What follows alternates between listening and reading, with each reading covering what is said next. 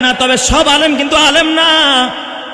এই যে এক ভাই আমার কাছে জানতে চাইস, এক শ্রেণীর আলেম জাহান্নামে যাবে, এই কথাটি কোরআন শরীফের মধ্যে আছে নাকি হাদিস শরীফের মধ্যে আছে? হাদিস শরীফ আছে, বুখারীর হাদিস। কিয়ামতের ময়দানে আল্লাহ তাআলা যাদেরকে দিয়া জাহান্নাম উদ্বোধন করবে, তার মধ্যে এক প্রকার হবে কিছু আলেম, যারা আলেম নামের জালেম। ঠিক না বেঠিক জোরে কান? আছে না নাই? ওলামায়ে সু, এরা ওলামায়ে সু।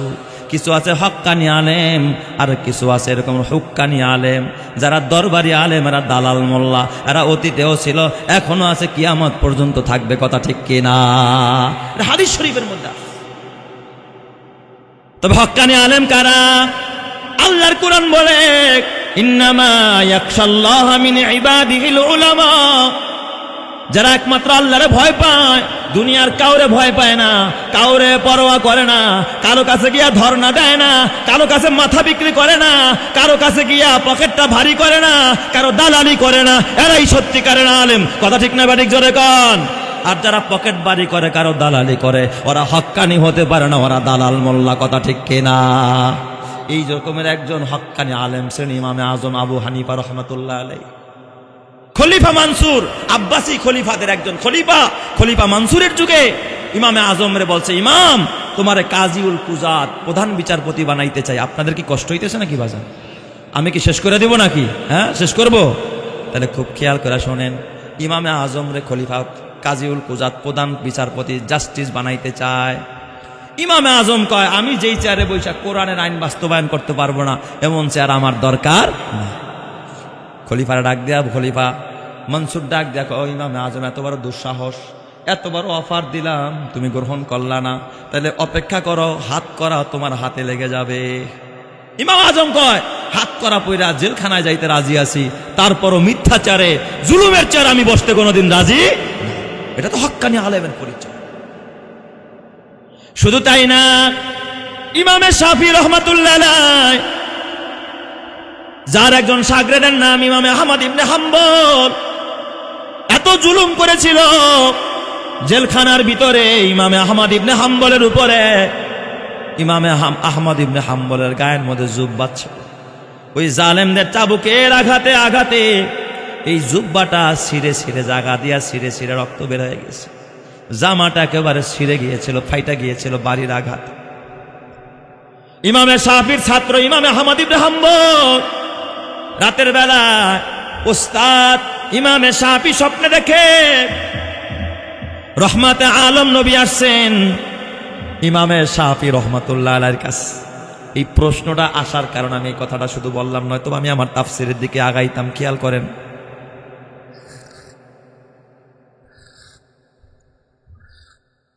আলহামদুলিল্লাহ। ইমামে শাফি রহমাতুল্লাহ আলাইহি রাতের বেলায় স্বপ্ন দেখে আল্লাহর নবী, মদিনার নবী ইমামে শাফির কাছে আইসা ডাক দিয়া বলে, ইমামে শাফি, তোমার ছাত্র, তোমার শাগরেদ, ওই যে জেলখানার ভিতরে বন্দী, জুলুমের শিকার আহমদ ইবনে হাম্বল, সে হকের উপর অটল আছে, সত্যের উপর অটল আছে। সুবহানাল্লাহ, জোরে কোন সবাই। সে হকের উপর অটল আছে, সত্যের উপর অটল আছে। এইভাবে যদি ইমাম আহমদ ইবনে হাম্বল ইন্তেকাল করতে পারে, আমি নবীর সাথে ইমাম আহমদ ইবনে হাম্বল খোদার জান্নাতে যাবে। চিৎকার মেরে কন্না আল্লাহু আকবার। এই স্বপ্ন ইমাম শাফিরে দেখায় দিয়েছে কে? আল্লাহর নবী স্বপ্ন যুগে।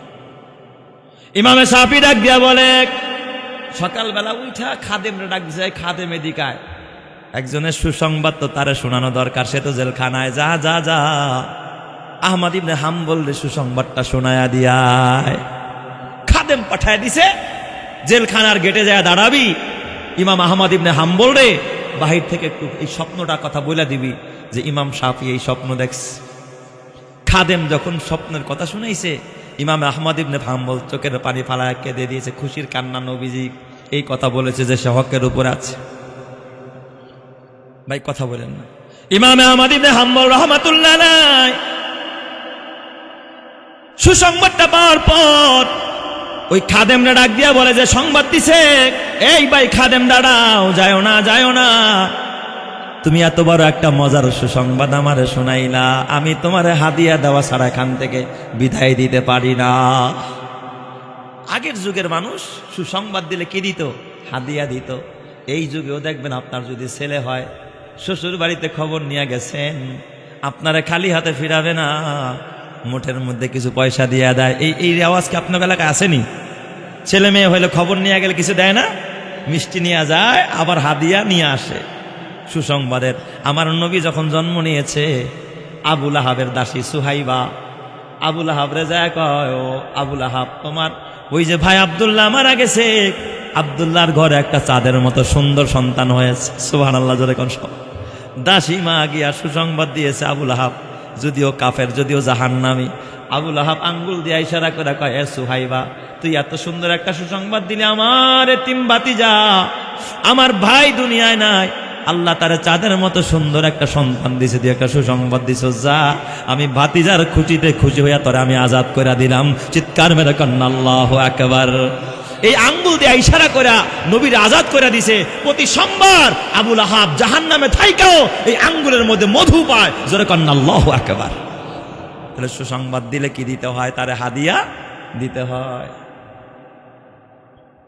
আহমদ ইবনে হাম্বল ডাক দিয়া কয়, এই খাদেম, আমি তো জেলখানায়, টাকা নাই, পয়সা নাই, ঘর নাই, বাড়ি নাই, তোরে কি হাদিয়া দিব?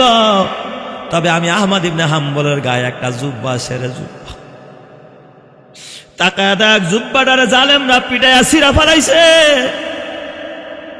এই জুব্বাটায় আমি তোরে হাদিয়া দিয়া দিব।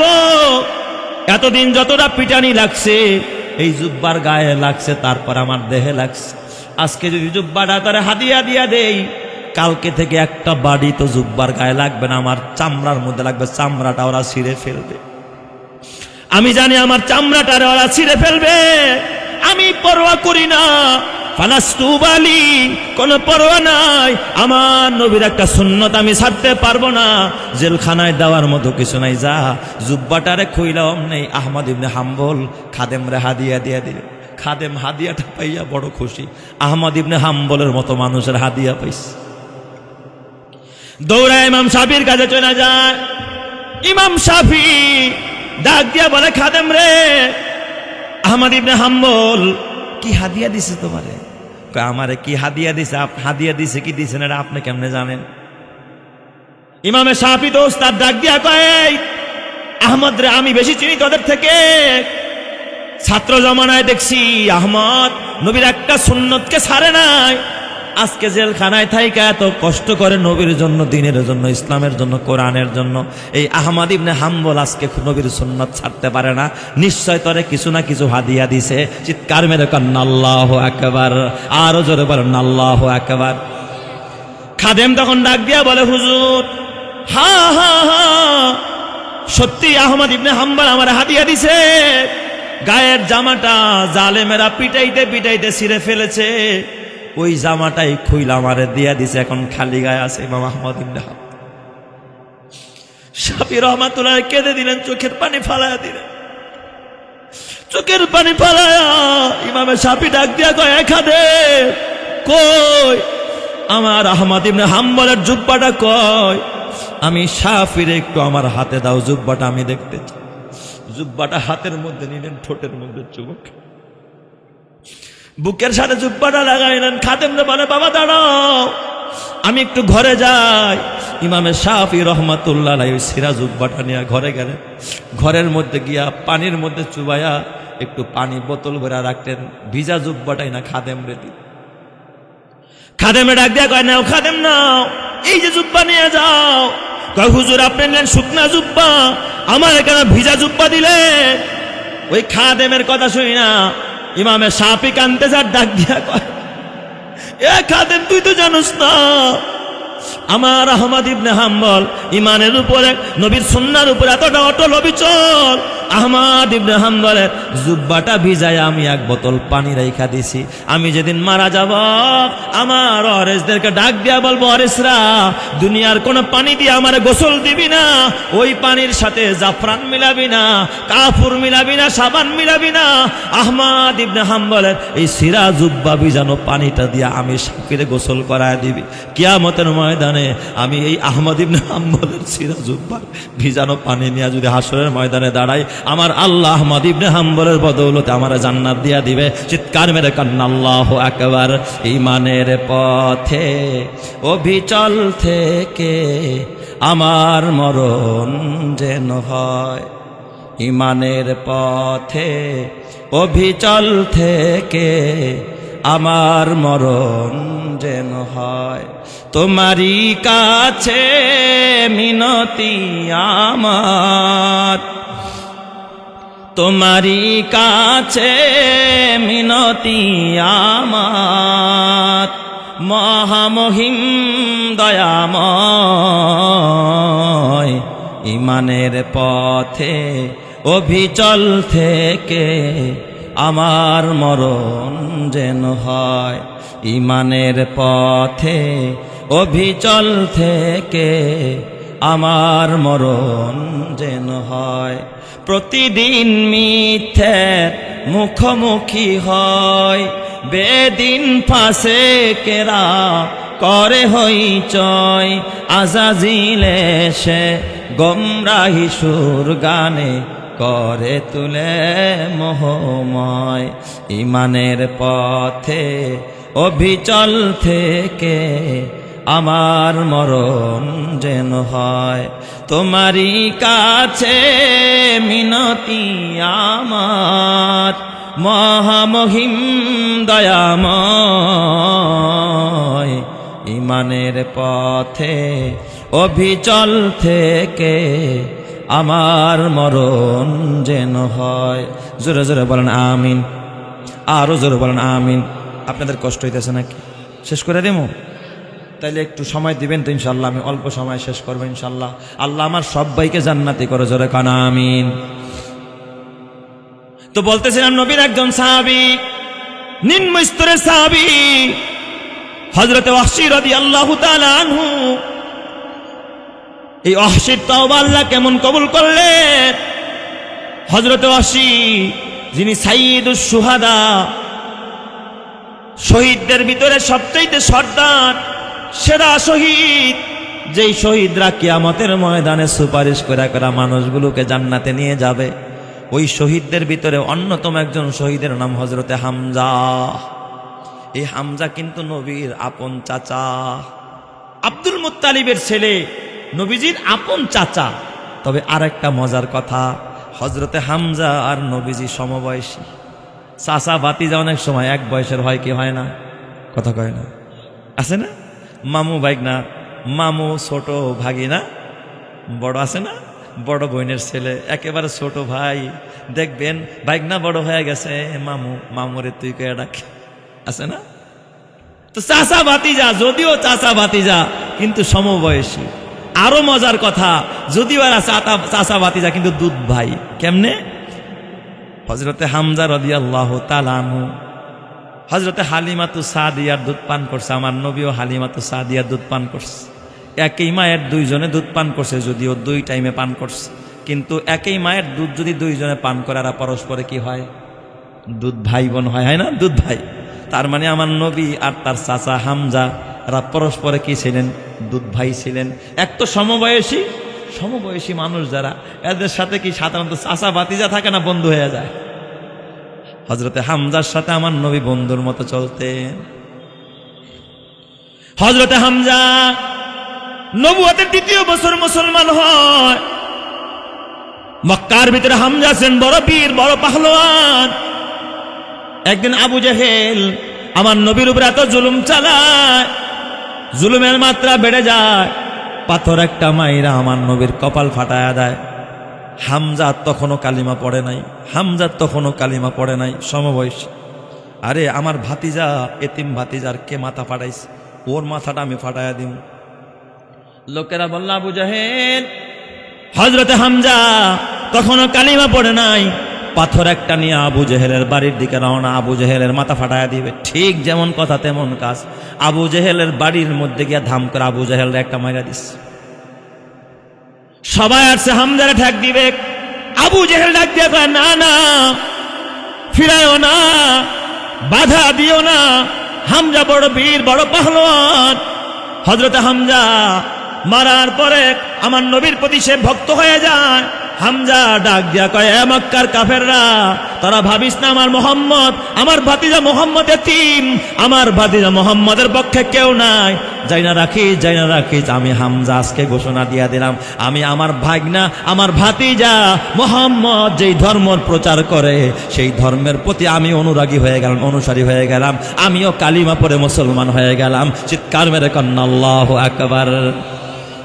হামজা যখন মুসলমান হয় কাফেররা নড়ে চড়ে বসছে, আইরে এই বীর, এই লোকটাই মুসলমান হয়ে গেছে, তার মানে ইসলামের শক্তি একটু বেড়ে গেছে। এরপর যখন ওমর মুসলমান হয়, ওমর মুসলমান হওয়ার পর কয়, ইয়া রাসূলুল্লাহ, আপনি সত্য নবী না মিথ্যা নবী? কয় সত্য। কয় তাইলে ঘরের ভিতরে কেন নামাজ, দারুল আরকামের মধ্যে লুকায়া লুকায়া কেন নামাজ পড়েন? চলেন আজকে আমরা কাবার চত্বরে গিয়া নামাজ পড়বো। সুবহানাল্লাহ, জোরে কোন সবাই। নবী ডাক দিয়া কয়, ওমর রে, জুলুম আসবে, অন্যায় আসবে, পাথর আসবে। হযরত ওমর ডাক দিয়া কয়, তাহলে আমি কেন মুসলমান হইলাম? আমি সামনে থাকবো।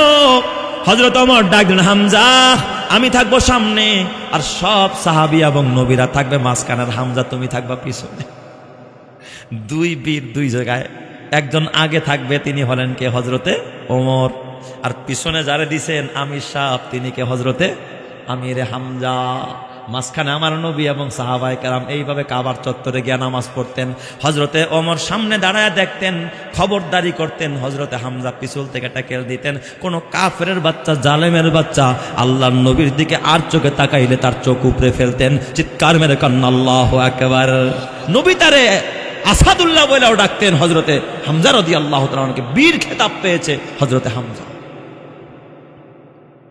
উহুদের যুদ্ধের সময় হযরতে হামজা উহুদের যুদ্ধে যখন শরীক হয়ে যায়, এই ওয়াহাশী এতটা নিষ্ঠুর আর নির্মম ভাবে হযরতে হামজা রাদিয়াল্লাহু তাআলা আনহু, নবীর চাচা, এতটা অন্যায় ভাবে, এতটা এ বাবা নিষ্ঠুর ভাবে, অমানবিক ভাবে হযরতে হামজারে শহীদ করেছে। শহীদ করার পর হযরতে হামজার কান কাটছে, নাক কাটছে, চোখ উঠাইছে, হযরতে হামজার জিহ্বাটা কাটছে, এবার রশির মধ্যে ঢুকাইছে, ঢুকায়া এইগুলো গলার মধ্যে মালা বানাইছে। নাউজুবিল্লাহ, জোরে কোন। বুকটা ফাইরা কলিজা বের করছে, নিজে চিবাইছে, হিন্দারে দিছে চিবানোর জন্য। হামজার বাড়ি দিয়া মাথার খুলিটা আলাদা করেছে। খুলির ভিতরে এই খুনিরা মদ রাইখা, তারপরে মদ পান করে মাতাল হয়ে আনন্দ করছে। কতটা বিকৃত ভাবে হযরতে আমিরে হামজাকে শহীদ করেছে উহুদের ময়দানে। উহুদের যুদ্ধ যখন শেষ হয়ে যায়, বিশ্ব নবী, মানবতার নবী, দয়ার নবী, আল্লাহ নবী ডাক দিয়া বলল, শুহাদায়ে উহুদ কারা? লাশগুলো একত্রিত করো। লাশ একত্রিত করার পর হযরতে হামজার ক্ষত বিক্ষত দেহটা চিনা যায় না, এটা হামজার লাশ। সবাই বলতেছে, ইয়া রাসূলুল্লাহ, এটা হামজার লাশ। কয়েক টুকরা গোস্ত আছে, টুকরা টুকরা করে ফেলছে বডিটা, এক জায়গায় করা হলো। হাদিসের কিতাবের মধ্যে লেখে, দয়ার নবী, মায়ার নবী এতটা আওয়াজ করে কখনো কাঁদেন নাই যতটা আওয়াজ করে নবীজি শব্দ করে কাঁদছেন হযরতে হামজার লাশটা দেখে। এক তো বাল্যকালের বন্ধু, আবার তো দুধ ভাই, আবার তো চাচা, আবার তো নবীর এতটা পাহারা দিয়া রাখ। হামজা গোস্তগুলো যখন নবীজি হাত দিয়ে ধরতেছিলেন, নবীজি এমন ভাবে কাঁদতেছিলেন। নবীর সন্তান ইব্রাহিম যখন মারা যায় তখন এইভাবে কাঁদে নাই। আমার নবী তার মা যখন মারা যায় এইভাবেও কাঁদে নাই। নবী কাঁদছে, চোখ দিয়া পানি ঝরছে, কিন্তু কোনো আওয়াজ হয় নাই, আশেপাশের মানুষ শুনতে পায় নাই যে নবী কাঁদতেছে। চোখ দিয়া পানি পড়ছে, কিন্তু নবী আওয়াজ করে নাই। কিন্তু ইতিহাসের কিতাবে লেখে, সিরাত ইবনে হিশামের মধ্যে লেখে, হযরতে হামজার এই ক্ষত বিক্ষত বডিটা দেখা আমার নবী বাচ্চাদের মতো হাউমাউ করে কাঁদছে। নবীজি শুহাদায়ে উহুদের সামনে দাঁড়ায় হযরতে হামজার এক টুকরা গোশত হাতে নিয়া নবীজি আমার ডাক দেয়া গেছে, সাহাবীরা রে, আমার চাচা হামজারে যারা এইভাবে নির্মম ভাবে হত্যা করেছে, ওই ওয়াহশীরে যেখানে পাইবা, ওয়াহশীকে হত্যা করাকে আমি অবধারিত করে দিলাম। যেখানে পাইবা সেখানে ওয়াহশীর হত্যা কর। এই নির্দেশ আমার নবীজি দিয়া দিলেন ওয়াহশীর ব্যাপারে। এই খবরটা সব জায়গায় শোনা যায়।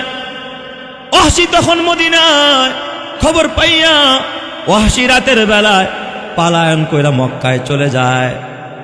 এরপরে যখন ফতে মক্কা হয়, 8ম হিজরিতে মক্কা বিজয় হয়, যখন আমার নবী মক্কায় চলে যায়, ওয়াহশী চিন্তা করলো এখন তো আমারে পাইলেই হত্যা করবো, আমি এখানে থাকতে পারবো না। সেখান থেকে পালায়ন করে তায়েফে চলে যায়। এরপর ওয়াহশীর ভয় কাটে না, আহারে না জানি কখন তায়েফে আইসা হামলা চালায়, আমারে মেরে ফেলে, তায়েফেও থাকা যাবে না। ওয়াহশী সেখান থেকে পালায় সিরিয়ায় চলে যায়। কোথায় গেছে? সিরিয়ায়। নবীজি তখন মক্কায়, ওই দিক দিয়া আমার আল্লাহ ওয়াহশীর দিলের মধ্যে ইসলামের প্রতি, আমার নবীর প্রতি একটু আকর্ষণ দিয়া দিছে। সুবহানাল্লাহ যখন সবাই এখন কেমন যেন ওয়াহশীর দিলের মধ্যে আসছে যে আমি এখন আত্মসমর্পণ করা দরকার, আমার মুহাম্মদের কাছে যাওয়া দরকার, ক্ষমা চাওয়া দরকার, তার কাছে গিয়ে আমার মাপ চাওয়া দরকার। বলেন তো, কোনো মানুষ যখন বিনয়ী হয়ে যায়, নত হয়ে যায়, যত বড় জালেম হোক না কেন, যত বড় অন্যায়কারী হোক না কেন, কোনো মানুষ যখন আমার রবের সামনে নত হয়ে যায়, তওবার হাত বাড়ায়া দেয়, আমার আল্লাহ তার প্রতি দয়ার হাত বাড়ায়া দিয়া তারে ক্ষমা কইরা রহমতি আর বরকতি চাদর দিয়া তারে কুলে তুলে নেয়। চিৎকার মেরে কান্না আল্লাহু আকবার। আল্লাহ তাআলা এই ওয়াহশী এতটুকু তখনও কালিমা পড়ে নাই, আছে কোথায়? পলানো। কোথায় আছে? সিরিয়ায়। এই দিক দিয়ে নবীর উপর আল্লাহ তাআলা আয়াত নাজিল করছে। কোরআনের একটা আয়াত ওয়াহশীর ব্যাপারে, 3টা আয়াত নাজিল করছে আল্লাহ ওয়াহশীর ব্যাপারে। প্রথম আয়াত আল্লাহ তাআলা নাজিল করে দিলেন, ইন্নাল্লাহা লা ইয়াগফিরু আন ইউশরাকা বিহি ওয়া ইয়াগফিরু মা দুনা যালিকা লিমান ইয়াশা। নবী গো, শিরক ছাড়া অন্য যতই গুনাহ করুক না কেন, আল্লাহ চাইলে তারে মাফ করে দিতে পারে। তাহলে ওয়াহশী তো হত্যাই তো করছে, ওয়াহশীরও আল্লাহ মাফ করতে পারে। এই আয়াত যখন নাজিল হয়, আল্লাহর নবীকে আল্লাহ তাআলা আদেশ করেছে, ওয়াহশীর কাছে আপনি খবর পাঠায়া দেন, সংবাদ পাঠায়া দেন, আল্লাহ তাআলা মাফ করে দিবে। নবীজি এই আয়াত দিয়া এক সাহাবীর দিয়া সিরিয়ার জমিনে ওয়াহশীর কাছে লোক পাঠায়া দিছে। ওয়াহশী যখন আয়াত পড়েছে, ইন্নাল্লাহা লা ইয়াগফিরু আন ইউশরাকা বিহি ওয়া ইয়াগফিরু মা দুনা যালিকা লিমান ইয়াশা। ওয়াহশী কয় যে শিরক ছাড়া আল্লাহ সব গুনাহ মাফ করবে। আমি ওয়াহশী তো শিরকও করছি, তাহলে নাহলে আমার হত্যার গুনাহ মাফ হলো, শিরকের গুনাহ তো মাফ হবে না। আমি যদি এখন নবী মুহাম্মদের কাছে যাই, হতে পারে আমারে কি করে ফেলবে, হত্যা করে দিবে, ভয় আসে না। আল্লাহ তাআলা দ্বিতীয় আরেকটা আয়াত নাজিল করছে ওয়াহশীর ব্যাপারে। আল্লাহ আরেকটা আয়াত নাজিল করে দিলেন। আল্লাহ তাআলা বলেন, ইল্লা মান তাবা ওয়া আমানা ওয়া আমিলা সালিহা ফাউলাইকা ইউবাদদিলুল্লাহু সাইয়্যাতিহিম হাসানাত ওয়া কানাল্লাহু গফুরুর রাহিমা। এটাও কিন্তু ওয়াহশীর ব্যাপারে নাজিল হয়েছে। ও নবী, আল্লাহ তাআলা যারা তওবা করে আল্লাহর কাছে মাপ চায়, আল্লাহ তাআলা তাদের গুনাহকে গুনাহ রাখে না, আল্লাহ তাআলা গুনাহগুলোকে পরিবর্তন করে আল্লাহ নেকি বানায়া দেয়। চিৎকার মেরে কান্না আল্লাহু আকবার। কত বড় দয়ার সাগর, মায়ার সাগর আমার আল্লাহ। এই আয়াত নিয়ে যখন পাঠায়া দিছে ওয়াহশী, তখনও ভয় পাইতেছে যে এরপরেও যদি আমার উপরে অ্যাটাক হয়ে যায় আমি তখন কি করব, ভয়ে আসে না। আল্লাহ তাআলা তৃতীয় আরেকটা আয়াত কোরআনের মধ্যে নাজিল করে দিলেন। আল্লাহ তাআলা আয়াত নাজিল করলেন, কুল ইয়া ইবাদিয়াল্লাযীনা আসরাফু আলা আনফুসিহিম লা তাকনাতু মির রাহমাতিল্লাহ ইন্নাল্লাহা ইয়াগফিরুয যুনুবা জামিআ ইন্নাহু হুয়াল গফুরুর রহিম। হে ঈমানদার বান্দারা, আমার রহমত থেকে তোমরা নৈরাশ হইও না, রহমত হতে নৈরাশ হইও না। এই আয়াত যখন ওয়াহশীর কাছে গেছে, ওয়াহশী বুঝা ফেলাইছে যে আমার আল্লাহ তো আমার রহমত থেকে নৈরাশ হইতে না করছে, তাইলে মনে হয় রহমতের নবী আমার ফিরাবে না। ওয়াহশী বোরকা লাগাইছে, বোরকা। পুরুষ মানুষ, ওয়াহশী পুরুষ না মহিলা? কথা কয় না কা? পুরুষ। কি পড়ছে? বোরকা পড়ছে।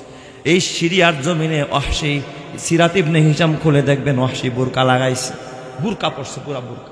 হেজাব পড়ছে, হেজাব, পাট লাগাইছে, নেকাবও পড়ছে, চোখ খুইলা পুরা বডিটা তার আবৃত হয়ে গেছে। বোরকা লাগায়া ওয়াহশী নবীজির দরবার আসছে, বুঝতে পারে নাই। তাহলে এখান থেকে প্রমাণ হয় নবীও গায়েব জানে না। কথা কয়, নবী যদি গায়েব জানতো তাহলে আগেই কইতো যে নবী আমার চাচার হত্যাকারী আসতেছে, ওরা হত্যা কর। আমার নবীও গায়েব জানে না, কোন আলেম গায়েব জানে না, কোন পীর গায়েব জানে না, জিন্নাতেরাও গায়েব জানে না। একমাত্র গায়েবের মালিক কে? আল্লাহ। এই জন্য আমার বাবা হযরতে ওয়াহশী বুরকা পয়রা নবীজির সামনে আইসা হেজাবটা খুলছে, মুখের এই পাটটা খুলছে, হেজাবটা উঠাইছে। নবী তাকায়া দেখে ওয়াহশী, দেখাই নবীর কলিজার মধ্যে আঘাত লাগে গেছে। ওয়াহশীর সামনে দাঁড়ানো আল্লাহ নবী ওয়াহশীর দিক থেকে ঘুরে ডান দিকে তাকায় গেছে। এখন ওয়াহশীর দিকে আল্লাহ নবী তাকায়। ওয়াহশী কয়, হুজুর আমারে মাফ করে দেন। নবী ডাইনে ফিরছে, ওয়াহশী ঘুরে এসে নবী ডাইন পাশে দাঁড়াইছে। কয়, হুজুর আমারে মাফ করে দেন। নবীজি আবার ঘুরে পিছনের দিকে ফিরে গেছে। কয়, হুজুর আমারে মাফ করে দেন। নবীজি বাম দিকে ঘুরছে, বাম দিকে ঘুরে এসে কয়, হুজুর আমারে মাফ করে দেন। নবীজি ক্ষমা করে না। কত কষ্ট পাইছে হযরতে হামজা। ওয়াহশী বুঝে পালাইছে নবীর এত কষ্ট, আমারে মাফ করবে না। আল্লাহ ছাড়া এখানে নবীর উপরে দয়া কেউ করতে পারবে না। ওয়াহশী বুঝা হেজাবটা খুইরা নবী তার কালিমা পড়ায়, এই সুযোগটাও দেয় নাই। ওয়াহশী হাতটা বাড়ায় দিয়া আশহাদু আল্লাহ ইলাহা ইল্লাল্লাহ ওয়া আশহাদু আন্নাকা রাসূলুল্লাহ। চিৎকার মেরে কান্না আল্লাহু আকবার। আদম কে লিয়ে ফখর ইয়ে আলী নসবি হে, মক্কি মাদানী হাশমি ও মুত্তালিবি হে। পাকিজা তরাস আরশ সামা জান্নাত ও ফেরদৌস, আরাম গাহে খাকে রসুলে আরবি হে। आए ज़ाहिर बैते नबवी याद रहे ये, बेकायदाया जम्ब से लगबे अदबी है। आहिस्ता कदम नीचे निगाह पुश्ते सदा हो, आहिस्ता कदम नीचे निगाह पुश्ते सदा हो। खाबिदा इहारू है रसूल अरबी है। आए ज़ाहिर बैते नबवी याद रहे ये, बेकायदाया जम्ब से लगबे अदबी है। आहिस्ता कदम नीचे निगाह पुश्ते सदा हो, खाबिदा इहारू है रसूल अरबी है। बुझ जाए तेरे सीटू से आए अब्र करम आग, जो आग मेरे सीनों में मुद्दत से लगी है। आए बहरे करम सदका हुसैन इब्ने अली का, प्यासा हो मुझे शरबते दीदार पिला दो। चित्कार मेरे कन्ना अल्लाहु আকবার। ওয়াহশী কালিমা পড়ে ফেলেছে, নবীর কান্না বন্ধ হয় না। নবীজি কিছু বলে না। ওমর তরবারি থেকে, কোষ থেকে, খাপ থেকে তরবারিটা বের করে ফেলেছে। ইয়া রাসূলুল্লাহ, অর্ডার দেন, এই ওয়াহশীরে এখন আমি হত্যা করে দেব, আপনার অর্ডার অপেক্ষা আছে। নবী কয়, ওমর এতক্ষণ যেহেতু আল ইসলামু ইয়ানহাদিমু মা কানা ক্বাবলা, ইসলাম কিন্তু মানুষের পূর্বের সব গুনাহ মাফ করে দেয়। ওয়াহশীর রক্ত এখন তোমার আর আমার রক্তর মতো হয়ে গেছে। কালিমা পড়ার আগে মুবাহুদ্দম ছিল, চাইলেই হত্যা করতে পারতাম, তখন করোনা, এখন তো ওয়াহশী কালিমা করে ফেলেছে। ওয়াহশী তো এখন মুসলমান, ওর রক্ত এখন আমাদের কাছে নিরাপদ, হত্যা করা যাবে না। হযরতে ওয়াহশী এত অন্যায় করার পর নবী যার প্রতি কষ্ট, এই মানুষটারে আল্লাহ তাআলা তওবার বদৌলতে মাফ করে দেয়। তুমি আমি যদি ক্ষমা চাই, তোমার আমারে ক্ষমা করে দিবেন যিনি, তিনি কে? আরো জোরে বলেন না, তিনি কে? হযরতে ওয়াহশী রাদিয়াল্লাহু তাআলা আনহু নবীজির সামনে যখন কালিমা পড়লেন, নবীজি ওয়াহশীরে ডাক, দেখো ওয়াহশী, তুমি আমার চাচারে কেমনে হত্যা করছো আমার একটু বলো। নবীজির বড় জানতে ইচ্ছা হয়, বড় বাল্যকালের বন্ধু, দুধ ভাই আবার চাচা, একসাথে চলতেন, খেলার সাথী। হযরতে হামজা নবীরে সব সময় যিনি পাহারা দিয়া রাখতেন, দ্বিতীয় হিজরিতে মুসলমান হয়। আরে দ্বিতীয় নবুয়তের দ্বিতীয় বছর মুসলমান হয়, মানে ইসলামের শুরুতেই সে মুসলমান হয়ে গেছে, নবীর সঙ্গ দিচ্ছে। এই মানুষটা যিনি বীর বিক্রমে সবসময় জিহাদের ময়দানে, বদরেও তিনি অংশগ্রহণ করেছিলেন। হযরতে হামজা কত বড় বীর ছিলেন। ও ওয়াহশী, বলো আমার চাচা হযরতে আমির হামজাকে তুমি কেমনে শহীদ করেছো, আমার একটু বলো। ওয়াহশী যখন বিবরণগুলো দিতেছিলেন, নবীজি বাচ্চাদের মতো আওয়াজ করে করে হাউমাউ করে কাঁদছে। কিভাবে তার কলিজা বের করা হয়, চিবানো হয়। ওয়াহশী তখন ডাক দিয়ে কয়, ফিদাকা আবি ওয়া উম্মি ইয়া রাসূলুল্লাহ। নবীজি কয়, ওয়াহশী রে, তুমি কেন এত কষ্ট দিয়ে আমার চাচারে হত্যা করলা? ওয়াহশী কয় ইয়া রাসূলুল্লাহ, তখন তো আমি জাহেল ছিলাম, আমার ভিতরে ঈমান ছিল না, আল্লাহ চিনতাম না, রাসূল চিনতাম না, আমি তো অন্ধকার জগতে ছিলাম নবীজি, এই জন্য বুঝি নাই, আপনি আমার মাফ করে দেন। আমি যদি জানতাম এই আপনার চাচার হত্যাকাণ্ডের ঘটনা আপনারা শুনাইলে আপনি এতটা কষ্ট পাবেন, আপনি এইভাবে কাঁদবেন, আমি কসম দিয়া বলি আমি ওয়াহশী কোনোদিন আপনার চাচার হত্যার বিবরণ কোনোদিন আপনার সামনে আমি পেশ করতাম না। চিৎকার মেরে কোন সুবহানাল্লাহ। নবীজি আমার ডাক দিয়া কয় ওয়াহশী শোনো, আমার আল্লাহ তোমারে মাফ করে দিছে, এটা ঠিক, তবে তুমি যখন আমার মজলিসে আসবা আমার চোখের সামনে তুমি কখনো বসবা না রে ওয়াহশী, কারণ তোমারে দেখলে আমার চাচা আমির হামজার কথা মনে পড়ে যাবে, আমার কলিজা খানখান হয়ে যাবে। তুমি আমার কোন পিছনে অথবা সাইডে বসবা, আমি তাকাইলে যেন তোমার চোখে না দেখতে পাই। এ যুবক ভাই, ও আমার বুড়া বাবা, ওই ওয়াহশীরেও যদি আল্লাহ মাফ করতে পারে, তুমি তো আর এত বড় নাফরমান না। আল্লাহ তাআলা ডাক দেয়া কয় কুল ইয়া ইবাদিয়াল্লাযীনা আসরাফু আলা আনফুসিহিম লা তাকনাতু মির রাহমাতিল্লাহ, খবরদার আমার রহমত